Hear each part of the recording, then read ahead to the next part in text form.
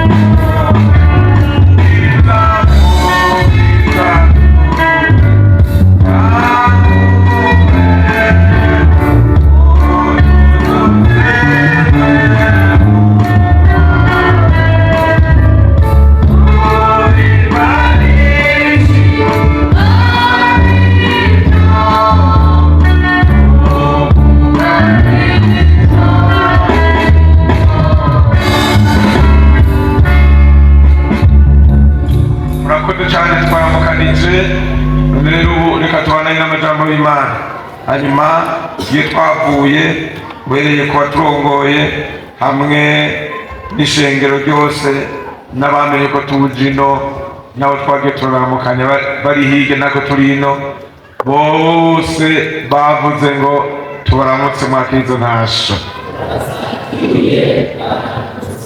reka dusome igitabo ca Yuda ku murongo wa 19 twere ku murongo wa 17 dushitse ku murongo wa 19 tuzoba turangije amiga yacu y'uno munsi igitabo ca Yuda dusome hanyuma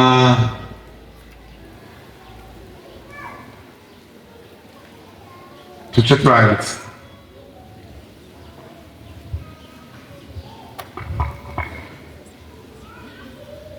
ariko mweho bakundwa mwibuka amajambo yavuzwe kera n'intumwa z'umwami wacu Yesu Kristo ko bababwiye bati mu gihe c'iherezo hazoboneka abacokoranye bagenda bakurikira ukwifuza kwabo ko kutubaha Imana abo nibo bazana kwirema ibice n'abantu gusa ntibafise nde mwemu Mwami Yesu twasuye kuza imbere yawe turazi ko gukora n'ishengero ryawe none rero yagana abantu bawe kuri uyu munsi mukuru twibuka aho wagira ubuntu ugasoka ingabire ikomeye cyane ya muhemu yera none rero Mwami ubane natwe muri uyu mwanya tubisabye mu izina rya Yesu amen.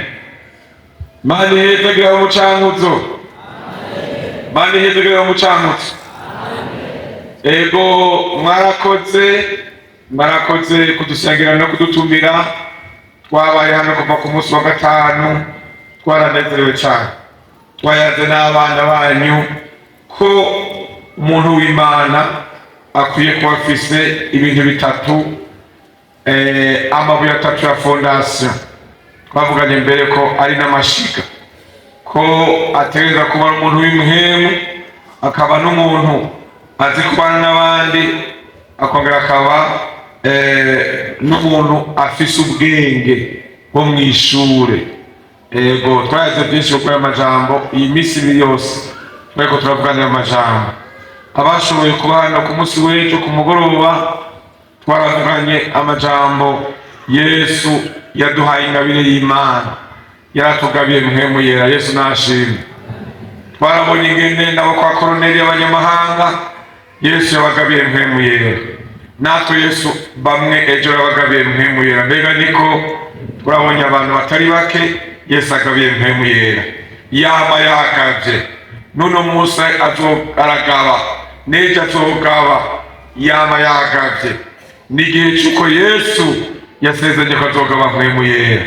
Yesu ahezage cyane.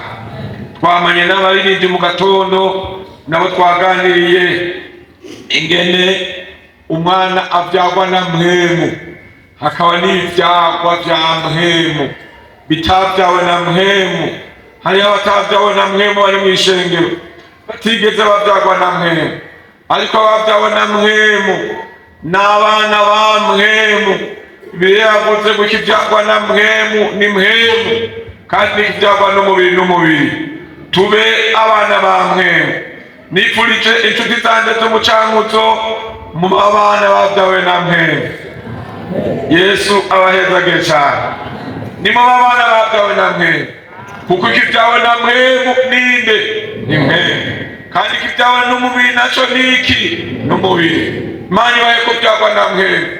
Mureke kama mwiyumvira ngo muri aba mpwemu ariko mutari aba mpwemu. Ubundi mwana yakuriye mu bandi bana batarabahase kandi batarabahase, akabona bahamagara mama, nawe nyine akaguma avuga mama, nawe nyine akaguma avuga mama. Hanyuma rero kindi gihe acaramenya atega wona uhamagara mama nturuwo ngaha ntituvukana. Acarababara kubera yuko adasanze aho yakuriye atariho yavukiye, atariho wamuvyaye. Ibyo bintu byama bibabaza abantu benshi, ntibabuza na muri mwebwe bwo turashikiye, birababaza cyane rwose, ariko biraryoshe iyo usanze abakuvyaye ari nabo bakureze, hanyuma ukamenya ati ni bavyeyi banje, wumva unezerewe. Ndabifurije kuba abana ba mpwemu, abana ba mpwemu.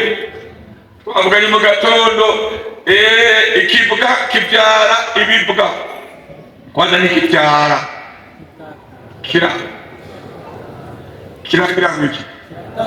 kirabwakura n'umbaye rubwa kivuye mu bubwa nyine kirabwakura. Hanyuma rero n'inka nayo ikabyara inka, impene ikabyara iyindi, ariko mpwemu nawe akwiye kubyara abiki. Brimani Cholezu nashimwe. Haleluya. Nitube ngaho turiko turipakiza mu bimpwemu tutarabimwemu. Mani ikwiye kukubyara bwa kabiri. Niko Yesu yabwiye Nikodemu. Yarabwiye ngo mukwiye kubyarwa ubwa kabiri. Arabaza ati none nosura mu nda ya mama nshaje. Atoyaye ikibyawe na mpwemu. Haleluya. Naco ni mpwemu. Dukwiye kuba abantu babyawe na mpwemu, tukiyumvira. Twavuganye Musa na mpwemu afise ivyamwa 9. Bijya vyamwa 9 niyo bitegeza kumwe nabo wavyawe na mpwemu. Yo na mpwemu rero usa na mpwemu nikusa, usa na mpwemu mwemarengenge, kugira neza, kwihangana n'ibindi murabibona. Amahoro y'umutima, umunezero. Tuba abana bavyawe na mpwemu. Imana ibahezage cyane. Haleluya, haleluya. Mbega mwarabyawe na mpwemu, muri vyana vya mpwemu. Haleluya, haleluya. Tuba abantu bavyawe na mpwemu. Ego none no muri kano kanya yandangitse naye amajambo twumvise. Mbega ariko arababwira uno muntu w'Imana Yuda atereka n'abantu gusa ndi bafise mpwemu. Hariho abantu gusa muri no misi badafise mpwemu. Hariho abaririmbyi gusa badafise mpwemu. Hariho abasenzi bita abasenzi badafise mpwemu. Hari n'abakozi bagenzanje bashoboye gushika aho tugeze, mugabo atakiriyo ari bidaje. Hariho nabo twicaranye turirimbana, mugabo ari bidaje, ari abantu gusa. N'umuririmbyi gusa nafise mpwemu, n'umukozi w'Imana gusa nafise mpwemu. Eheraba nagita nafise mpemu tube abantu bafise mpemu. Hari n'igihe uzamba avuga ati ujya mukozi w'Imana ari impemu y'Imana ndabesha ko byamaye kwaravuga ati ujya murinde impemu y'Imana ujya muntu arasenga kandi impemu y'Imana iri kuri we. Nimuze tuba abantu bari ku impemu y'Imana, nimuze tuba abantu bari ku impemu y'Imana, nimuze dusenge turi ku impemu y'Imana, nimuze dukorere Imana turi ku impemu y'Imana, nimuze turirimbire Imana turi ku impemu y'Imana, nimuze tuba abadiyakonikazi b'impemu. Haleluya, Yesu adufashe cyane. Nimuze duhinduka b'impemu, ntitudatuba abantu gusa batagira impemu y'Imana iwe kuri twebwe. Ndakunda kino kintu, ndagikunda cyane. Impemu ye ndamukunda kuko namurondeye imyaka myinshi, naragenda mu bikorane byinshi bandi bakaronga nanjye sindoga, hanyuma ngace ntawe uko nyine undi muntu nkagenda kumwihanako kugira ngo ndabe ko notunganya. Hari n'igihe hataba hakaza ibyaha atari byo nkatangura kuvuga acarankankamira mureka kunyigisha ngo poka namuvuga naromba aranyishe ntawe uko naje niteke naribishe. Reka rero washa Yesu adufashe cyane, reka Yesu atubwire neza. Hanyuma rero umunsi umwe hari itariki 26 z'ukwezi kwa gatanu mu 19 niho rero haje umwe muri groupe atari n'umushefu da groupe amaze iminsi ku mavi acaravuga ngo no munsi Imana yambwiye ko yuzuza mwemera abantu 10. Naravuga nti Imana mbemwo aho byakabereye mbemwo ndasabye Imana mbemwo na jewe. Hanyuma rero bacarahamagara aravuga ubutumwa abandi baca baribagira ibyo yavuze. Nyesha ashaka kuvuga ubutumwa hanyuma acavuga ati amajambo y'Imana nayo abantu bakeneye kuza mwemera munyago. Narirashije nari nicaye ku kiranda kigira gatatu nirasi njyana fuka mu bwambere ni aha yene ndagomba kuronka ico bagabiye abandi ndagomba kukigabira. Haleluya, haleluya.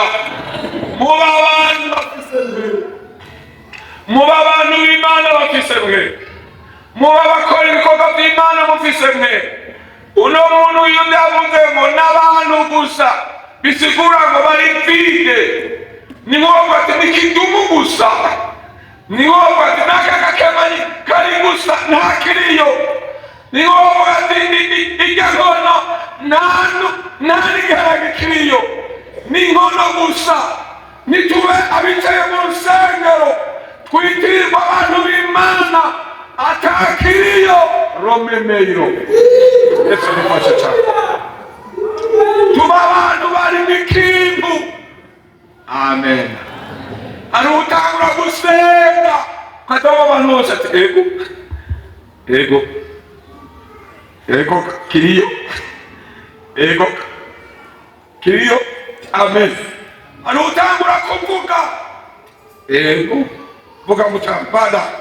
Hari n'uwundi ati none bijya kugenda gute biherera he kuko babonye atakiriyo n'abantu gusa ntibafise mbere. Twange uyu muco wo kuririmba tudafise mbere, wo gusenga tudafise mbere, wo gukora igikorwa cy'Imana tudafise mbere.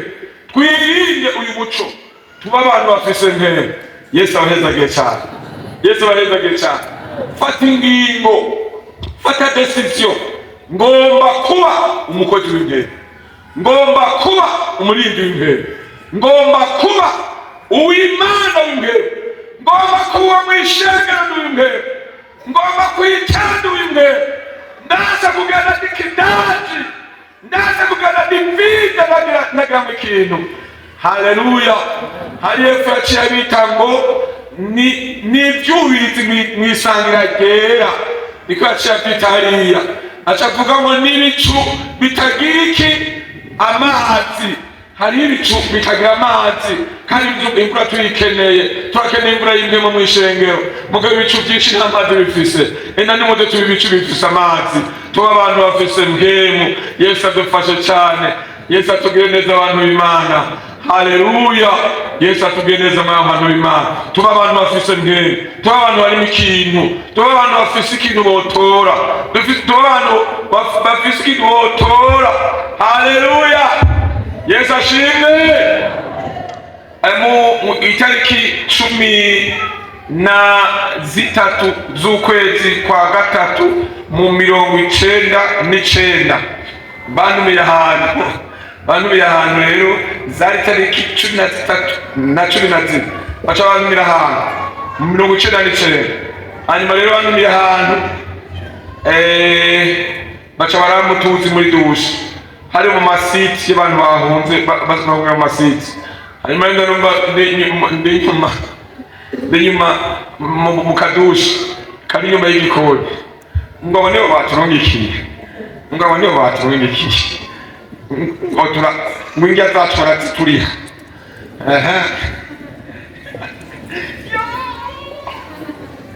Numvise ndipinde ndabanza ndareka koga, ndabanza kumvise ingene bariko baraducokora, mu minsi yose bazokwiye tukabacokora ngo turambaye ibara, ngo turi mu masiti, ngo bakadusesa gusa, ngo twagira ngo haza kuza abantu barebare, ngo bandi n'abavyibushe ngo bavyibushe, ngo rero ngo hajya hano, ngo naco turonka abayobe, ngo naco dukurayo abayobe, ngo turambaye ibara, ngo nindira gikorero n'igihe, ngo ndya zacu bazozituriha, ngo twaniza abana kibazo ngo ntituza kuronka muri iyi site, ariko bashaka dufashe cyane abantu bagira ikintu, cyabwemo kiri muri bo. Haleluya. Mufite ikintu, mureka kuba fide, mufite ikintu. Haleluya. Hanyuma rero niyo rero ndapfa koga, ndapfa kwisuka kugira ngo mbaho hantu navuga ibindi ngo mandanye mba fide kuko bavugana ngo n'ubumengo ndarabawukirwa. Ndavuga niyo ndaca ndoga n'ingoga, nta nibyo kwirwa ndisanganya bose, ndapayo n'ingoga, ndashika mfukamaho bari badushitse. Imana ndakwinginze ko wabanye nanje muri bisi, ukangirira neza mu bihe byose namaze kuri bisi. Nari maze imyaka mike ndanguye akazi ka leta. hanyuma rero ca ndasenga Imana, ndahagarara imbere ya rotari, ndavuga ijambo ry'Imana, ndavuga sivuga uko byagenze ko ntabyo namenye, mugabo cyo nzi gusa nuko Imana yaduhezagiye. Animeje kuduhezagiye, baca baramu utugezi two kwikura kwa kuye, asubira hahandi basubira kuvuga rero monjanye basha muri kadutekere rero ubu ni sawa. Bamwe bantu barafise ikintu basha, abantu barafise ikintu baragowe baragese mu abantu bari mw'Imana baneza spesal. Yesu ashimwe. Mufite ikintu mwebwe, nimo abantu gusa, nimo barindi gusa, giramo n'ikindi kintu cy'imbere, nimo abantu bakora iki na kiriya na kiriya, nimo abantu bafise amabanga akomeye mu ishengero. Iryo bango nuryomere ko kumufise mwebwe. Amen. Ego nagiye no mudamu mwari muri kone ngo kweli Imana tugire neza, ngo twaherutse guhemuka. Nasanga ingabire zarapanganye, zimwe zaricanze, bimwe sityo, bakarekurana muri site, abagowe n'abatagowe, hari impemu zivugishwa zigowe, hariho zaricanganye, yabuze abantu benshi, akazasenga avuga abantu yabutse, akavugisha abantu yabutse. Nyamara ati ibyo bintu ntabyo nshaka, biracanganye, bigorore. Ndafata umwanya maze kuvuga ubutumwa, ibintu nibimera gutya ndabigora. Nimuze tubasengere, izo mpemu zije ku rutonde, turasenga Imana, tuje gusenga, abantu baca bararuhuka. Umuntu avugisha ngo aritangatotsa, n'umugabo we aritanga, bagaca kutetwe n'ibyo basha aritanga atotsa.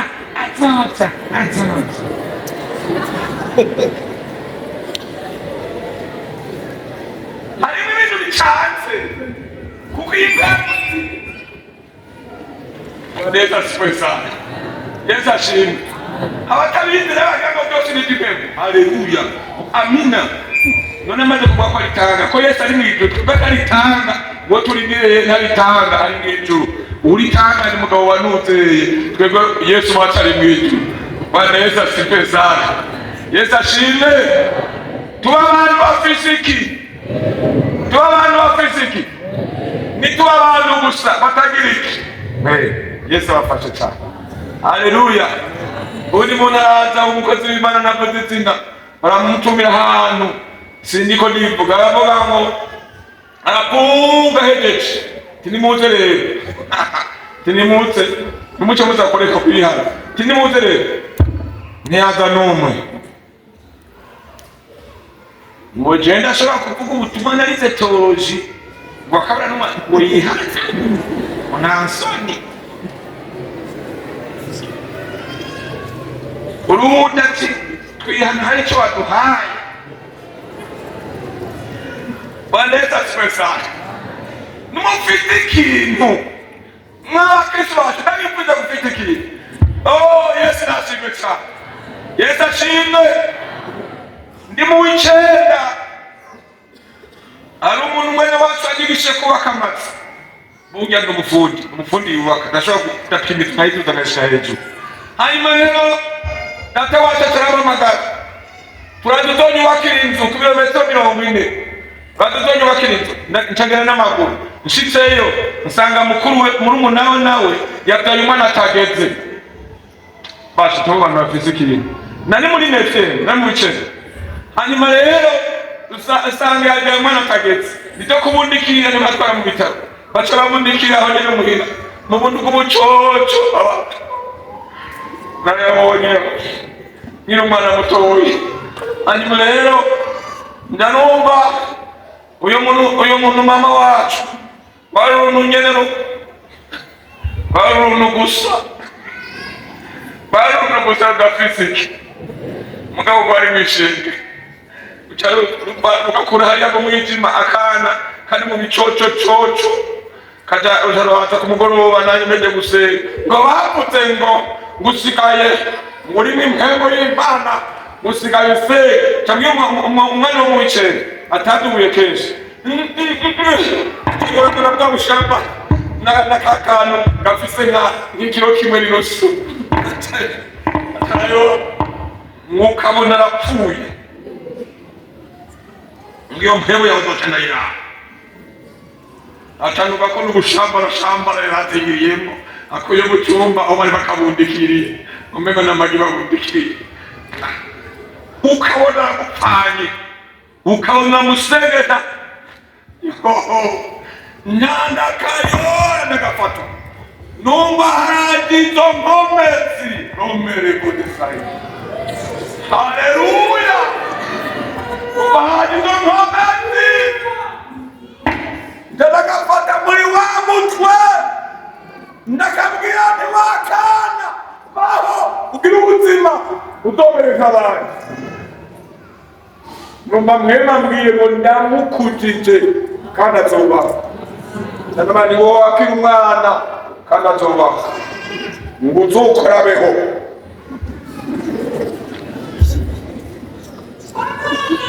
tuba abantu bari mu kintu bari mu mpera amen mwe munazotumara amazi Yesu adufashe cyane ntituba abantu bigisha abantu bakagumara ibidaci ibintu biri vide umuntu akagira ngo afise ibintu mugabo ugasanga abantu bari vide ntibagira amagambo ntibaruzura n'ibintu bitagira amagambo maraso ya Yesu Kristo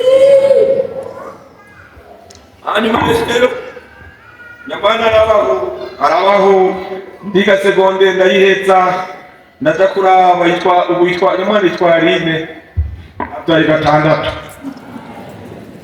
yarabayeho ntiyabayeho akamaza ngo so wawe n'uyu mbona hari na musaza niwe so nibagusengeye ngo baho ngo twari twarahebuye Yesu adufashe cyane iyo niyo ngiye inama cyangwa kuraba uyu mushikati asanga ni kitambo kimeze neza kinibanira mwumva ntiwarangiye neza wanteye iteka ndi umwana mutoyi ukangira neza. Haleluya, haleluya. Uni munsi mpejeje akazi ariho mushikanje byanse ko byara umbiyo imyaka 8 hanyuma rero ndajayo atambwira ati musaza nturaza uri wanje nja ndaja kuri we nigisha ahantu hari muri Nyanza wake. Hanyuma rero nshitseyo atanaga turagusabye muramwanje azanana n'umushikanje baca baza muri shamba bati turagusabye twaragiye Tanzania twaragiye muri Kongo twaragiye mu baganga twaragiye ibintu byaranse ko tubyara kandi batubwira ko atangorane dufise. None rero twarumvise kuri mw'Imana rabarayito twaratumvise kuri mw'Imana hari 94 turasabye dusengere Imana iduhekeshe turagumbasha tutaze kitugumbasha niyo muramanja umuhungu muremure mwiza cyane. Hanyuma rero Yesu nashimwe cyane. Yesu ameze neza, Yesu ameze neza. Ego kwe ndandahaguruka mva kuri icyo gitanda ndabagumya bose n'abagumya mwenu nyiravuga ngo Imana remera mu nda y'umushikanje ikintu kikimaze ndavuga ni kura ubuhumane kuyobora mwanje ndabasenga neza ni genda amahoro. Haciyemo ukwezi kumwe ndanopa off ambiyete ebo mushika wawe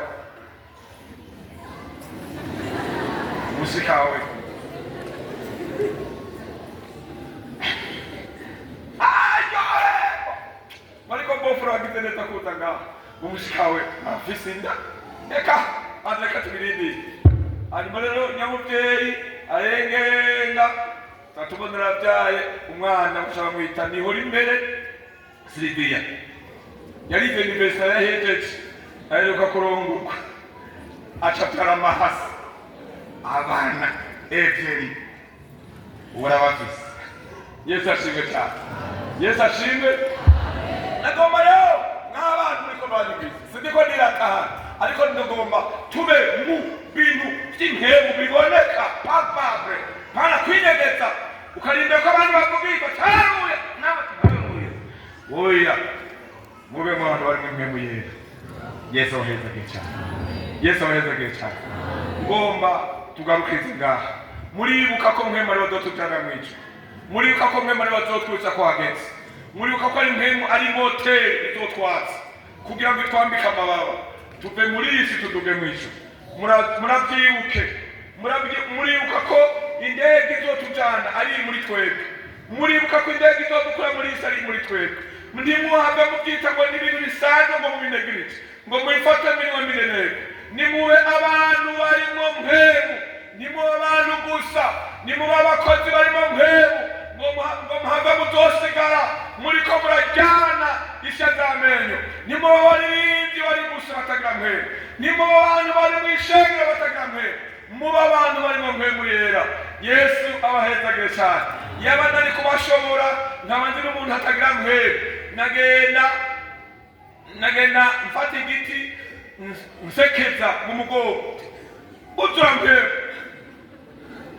aho wabereye nyasa utwebwe none sindabamenya nabasanga nakubise uwifuse ngene yuzuye reka ariko mwemu yera n'abasuzumire abahemu yera waneza kifwe sana. Undi muzungu mu bazungu batanguje kiremba ngo hari abagabo bane bari batanguye kwihana bararindi abagafukebya tinageze nyebigawe kaguma byimereye mwenu bego mweze mwenu ukamegawe mwitani ukamegawe mwitsoka harimo abantu bagoma mwishenge ukiyumvira ugasasa kampemu yera ukamuwe komengo wachara banywenzoka muba abantu barimo mpemu yera. Haleluya, haleluya. Yesu adufashe cyane. Hanyuma rero Nyamuzungu acafata ati ibigabo n'ibyo bigabo nyene bitahinduka amatike twaramaze tuva muri Sweda tuzino bica birabahendahenda tejo muzoza tuzoba dufise amasengesho navyo bica biraza ko ari ibigabo bine. Hanyuma ya Nyamuzungu arasenga arabirembera acafata kangwa ati mwihebe ntimuzopfa ngaha mutuzembwemuye mwiyaranje muzopfe ngaha muzembwemuye cawugara n'ikufuri paci rumwe urugese rwaradukomesheje abandi ati agahaba baca baja batemana dutabare twuzuze mwemuye tuve muri gihugu araba iyo wigisha abantu ntibuzure ntibahinduke urateba ukumva ibi bintu bizana ngaha nibiki. Yesu adufashe. Narigize iminsi muri misiyoloji mwarabyumvise. Hanyuma ndagenda mu gisagara ca kilometero 120 abantu baraza bashika 30 n'abandi kandi twatagiye kuri zero. Hanyuma naravuga Imana jewe nambare wabimwe muri iki gihugu no muri kino gisagara sishaka pagaha atamuntu numwe arose kwebu yera utobugire na. Hanyuma rero ndasema Imana umunsi mwari kuwa kane bucaba Pasika kuwa gatanu no kuwa Mungu ndabona abadame babiri haleluya shima baravugishwa barahinduka barakumbagara baravuga ati Imana wakoze hari ikintu twumvise gihindutse. Ndashima Imana ndababwira jewe naho no kwitahira umuriro wafashe tuba abantu bari mu mpemu yera aho twigishirije abantu bakavuga umuntu mu matonda mutonda mu ya mbere nayivemwo nigeze kubona umuntu twiganye dushika muri 6e nawe akiri mu ya mbere ubwanwa buratabura akiri mu ya mbere kandi akomeye. Hari